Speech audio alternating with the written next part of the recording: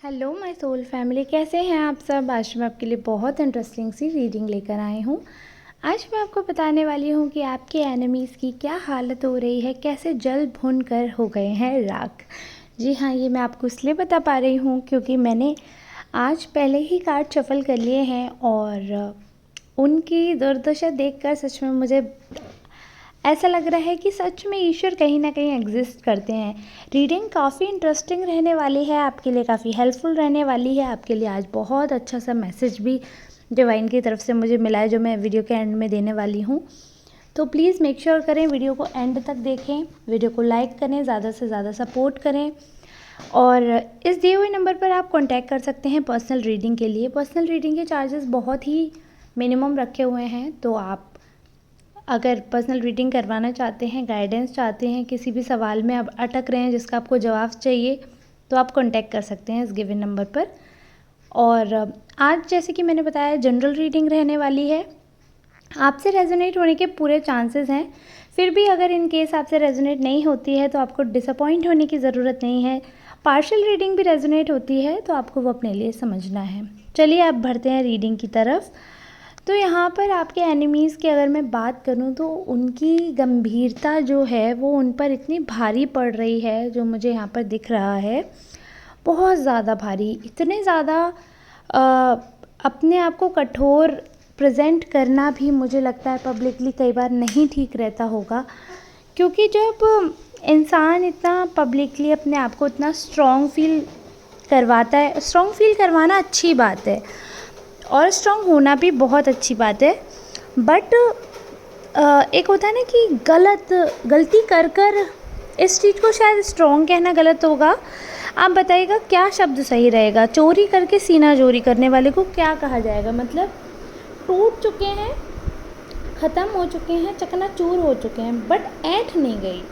रस्सी जल चुकी है बट उसका बल नहीं गया है। इस हिसाब के हैं। स्ट्रॉन्गनेस ऐसी दिखा रहे हैं, ऐसी ताकत दिखा रहे हैं, ऐसी गंभीरता प्रेजेंट कर रहे हैं जैसे कि इन पे कोई फ़र्क ही नहीं पड़ा।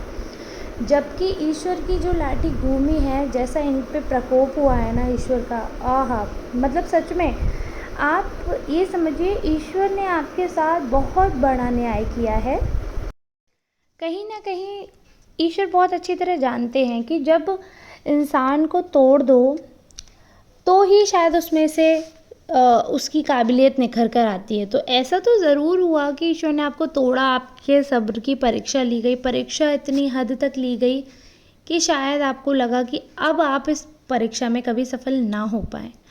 बट कहते हैं ना, उस ईश्वर के घर पे देर हो सकती है मगर अंधेर नहीं हो सकता है। तो वही चीज़ यहाँ पे मैं कहना चाहूँगी कि इतना सब होने के बाद, इतनी सारी चीज़ें होने के बाद, जब आप उठे, आपके लाइफ में जितनी भी प्रॉब्लम्स आई, जब आप उठे तो आप बड़ी हिम्मत से उठे। क्योंकि एक होता है ना, चोरी करके सीना जोरी में और मेहनत करके सीना जोरी में बड़ा फ़र्क होता है। तो जब आपने अपनी मेहनत की, बहुत ज़्यादा एकांत आपको दिया गया, मतलब बहुत ज़्यादा आपको लोनली फील करवाया। एक समय तो ऐसा आया होगा कि आपको लगा कि जैसे आपका कोई अपना नहीं है, कोई ऐसा नहीं है जिससे आप बात कर सको, या जो कोई भी आपके जीवन में है, जो कोई भी जुड़ रहा है, वो किसी ना किसी मकसद से, किसी ना किसी रीज़न की वजह से आपसे जुड़ रहे हैं। तो कहीं ना कहीं काफ़ी एकांकी फील किया, काफ़ी डिस्टर्ब फील किया आपने, बहुत ज़्यादा अपसेट थे आप। बट उन सबके बीच में जो दर्द छुपा हुआ था ना, वो कहीं ना कहीं आपको मजबूत बनाता रहा।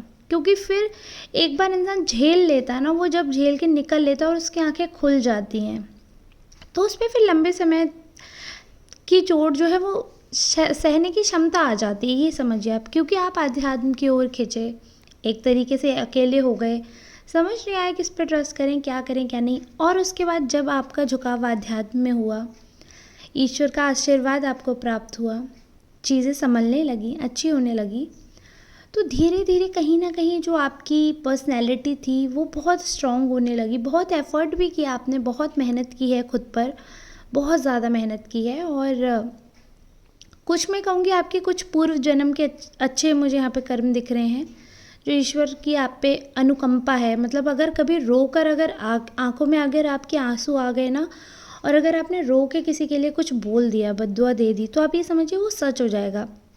इतनी भयंकर आपकी जो है ना कि मतलब ईश्वर आपको रोता हुआ नहीं देख सकते, इतना आपसे उन्हें प्रेम है, इतने टच्ड हैं वो आपसे कि आपका जो दुख है, जो दर्द है, उस समय में पीड़ा में जो सच्चाई, जो बद्दुआ कह लीजिए, जो कटुवचन कह लीजिए, जो सच हो जाते हैं अगर आप बोलते हैं तो पहले तो बहुत सोच समझ कर ही बोलिएगा, क्योंकि कई बार गुस्से में हम कुछ ऐसा बोल देते हैं जो हम नहीं चाहते हैं। और ये सत्य होता है, भले ही लोग कुछ भी कहें, हम चाहते नहीं हैं लेकिन फिर भी हम बोल देते हैं। क्यों? क्योंकि कहीं ना कहीं अंतर मन में हमारे वो ख्याल आया होता है। तो ये बात बिल्कुल सच है, अगर लोग बोलते हैं कि गुस्से में इंसान वही बोलता है जो मन में होता है, तो ये तो बिल्कुल सही बात है ना। मन में कहीं ना कहीं ख्याल आता है, वो कहीं ना कहीं स्टोर हो जाता है, तो हम गुस्से में वो जो स्टोरेज फाइल्स होती हैं उसमें से जाके सबसे ऐसी बातें ढूंढते हैं हम जो सामने वाले को छलनी कर दे। तो जो हमारे दिमाग में सबसे कड़वी कड़वी जहर जैसी बातें होती हैं हम उन्हें छांट कर लाते हैं और सामने वाले पे फेंक देते हैं गुस्से में। क्योंकि उस समय हमारा ये इंटेंशन नहीं होता ये क्या सोचेगा, हमें हमारा इंटेंशन गुस्से में ये हो जाता है कि हमें इसे बुरा फील करवाना है, इसे क्योंकि इसने हमें करवाया, ऑब्वियस सी बात है, रिवेंज वाली नेचर आ जाती है। बट धीरे धीरे आप जिस हिसाब से अध्यात्म में आए, धीरे धीरे आपको जिस हिसाब से और स्ट्रॉन्ग हो रहा है, तो आपकी पर्सनैलिटी है ना वो अलग ही चमक रही है। एक होता है ना, एक इंसान आपसे मिलेगा तो कहेगा कि आप बहुत बदल गए हो, और उनको एग्जैक्टली समझ भी नहीं आएगा। अगर आप पूछोगे कि अच्छा क्या बदल गया हूँ या क्या बदल गई हूँ, आपको क्या डिफरेंस क्या लग रहा है, मैं तो आपसे वैसे ही बात कर रही हूँ, तो आपको कैसे पता चल रहा है कि मुझ में चेंजेस हैं। और वो नहीं बता पाते हैं आपको, वो बस यही कहेंगे कि नहीं अब तुम बदल गए हो, अब पहले जैसा कुछ भी नहीं रहा, देयर इज़ समथिंग चेंज।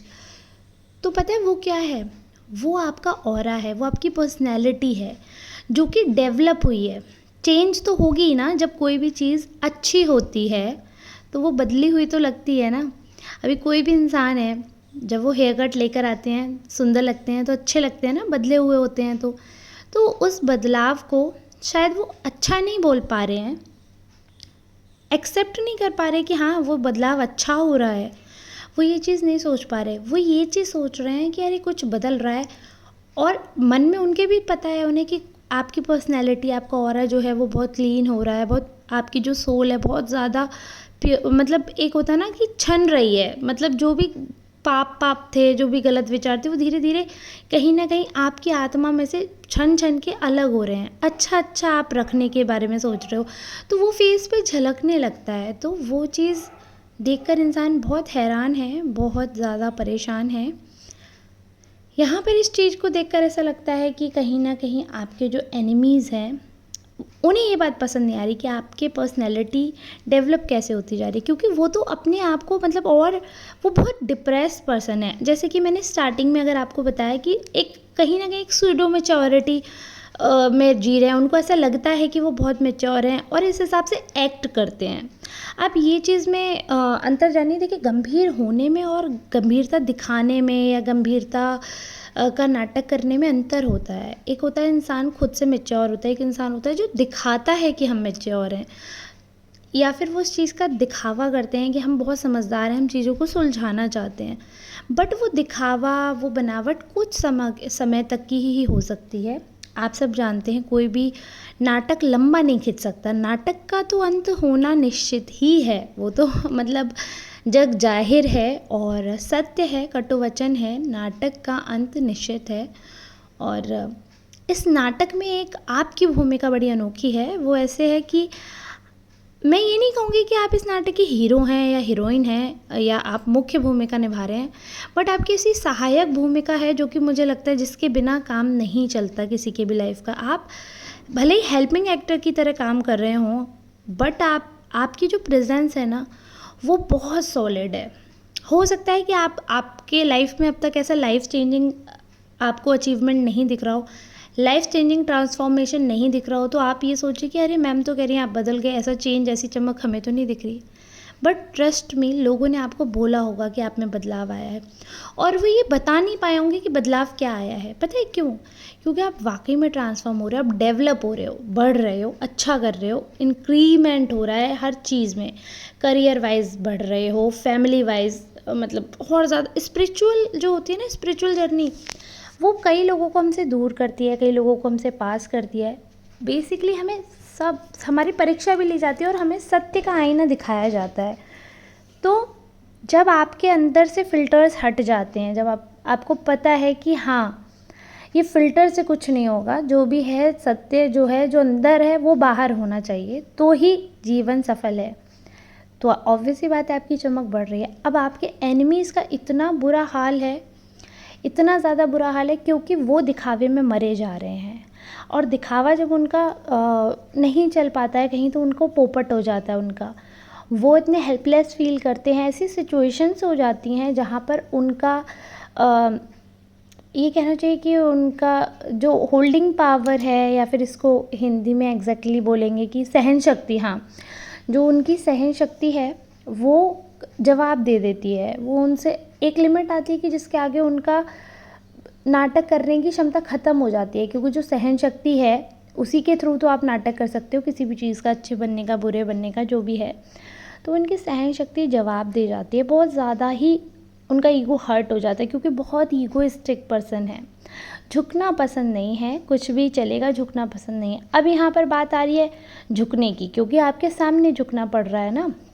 जब आपका ऑरा क्लीन हो रहा है, जब आप एक तरीके से प्योरिटी के स्टेज पे हो, कि प्योर हो रहे हो इंटरनली, स्पिरिचुअली आगे बढ़ रहे हो, आपका कहीं ना कहीं माइंड से काफ़ी बोझ कम हो जाएगा। सोचते हैं, सब सोचते हैं, और ऐसा भी नहीं है कि देखिए एकदम से आप सोचना बंद कर देंगे, एकदम से टेंशन लेना बंद कर देंगे। धीरे धीरे प्रोसेस होती है ना स्पिरिचुअल भी।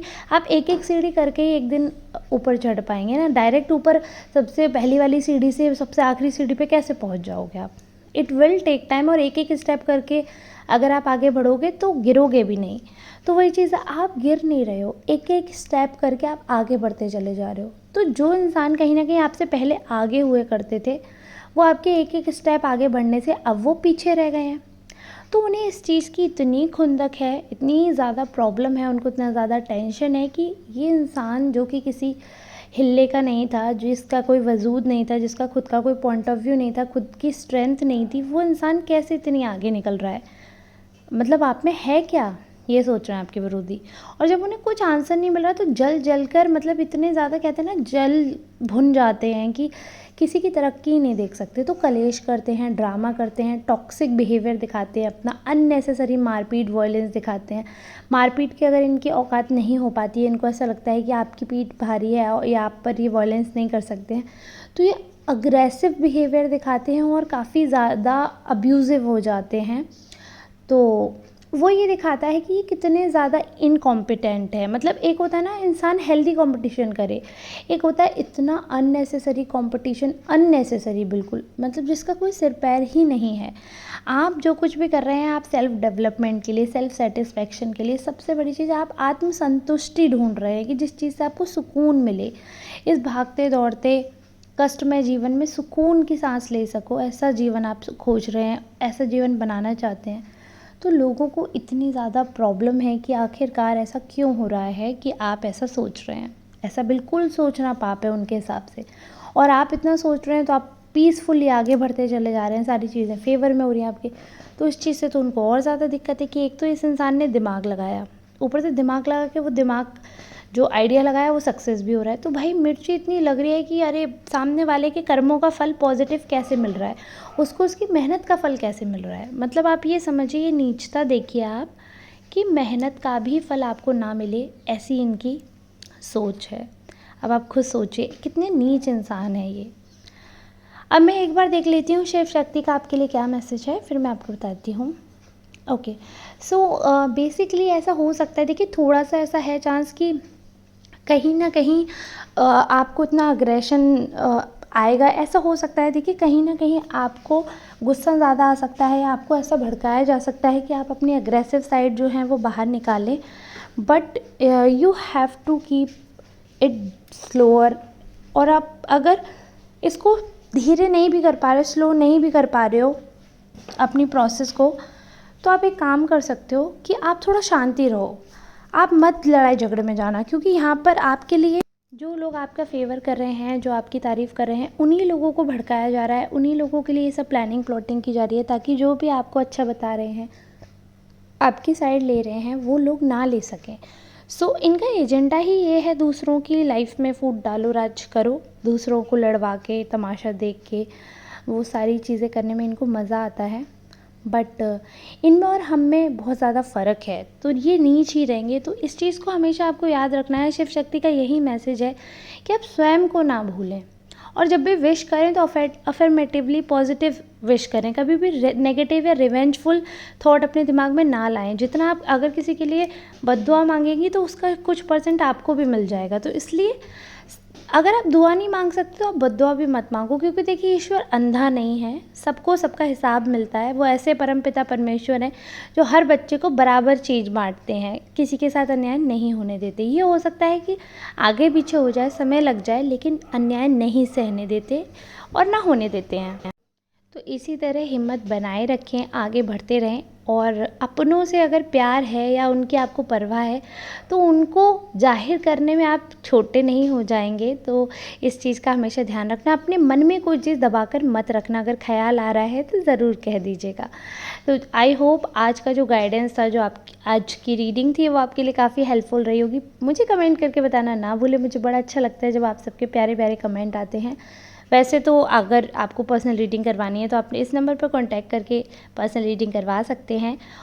बट बहुत अच्छा लगेगा इस वीडियो को भी अगर आप प्यार करेंगे, प्यार देंगे। कैसे देंगे? वीडियो पे कमेंट करके, लाइक करके, वीडियो को शेयर करके। अभी तक चैनल को सब्सक्राइब नहीं किया है, don't forget to subscribe my channel, और you can buy super thanks to help me out.